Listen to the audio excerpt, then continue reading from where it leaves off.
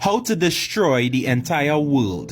The world is made up of continents, which is made up of countries, made up of states, then cities, villages, communities, which are made up of individual homes or families. So if you want to destroy the world, you start by destroying the human family.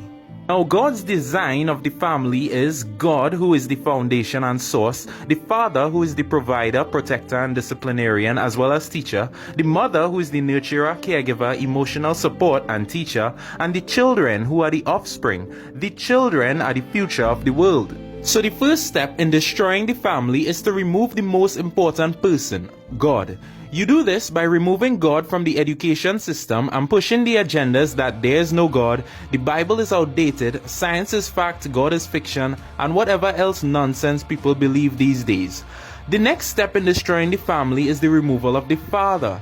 This step is much easier now that God is gone. You see, because godless homes produce young adults with a morally corrupt lifestyle. Slack, godless women go about giving up their womb to multiple men outside of marriage. Weak, godless men go about creating children that they have no intention of fathering. This usually results in what we call single-parent households, most of which the mother only remains and the father is excluded.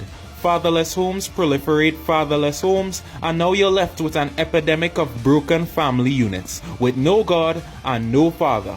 But it doesn't stop there. Now the single parent is left with the full responsibility of the home. They are so busy making ends meet that they have minimal time to spend raising their children themselves. So the child goes to school and he's learning his principles from the education system. And what is the system teaching? The system teaches your child that now you can have a family with two fathers or two mothers as parents, and somehow that is perfectly fine. This stupidity further corrupts the already broken family units that we have in the world.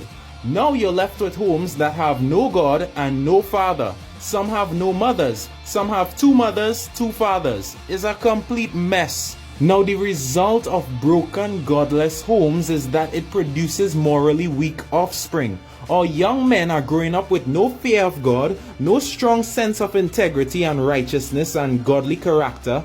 Our young women are growing up with no sense of chastity, no humility or loyalty, experts in manipulation, and the list goes on. So these faulty, misguided youths evolve to become corrupt politicians, fraudulent judges, unethical policemen, ruthless criminals, dishonest businessmen, greedy pastors, all who pollute and dismantle our communities, states, and nations. Now you have a selfish and cold world where no one loves or respects their neighbor, everyone fights for themselves, family becomes enemies, close friends backstab each other, nobody could be trusted. It's country against country, nation against nation, mankind divided against himself and destroying his own race.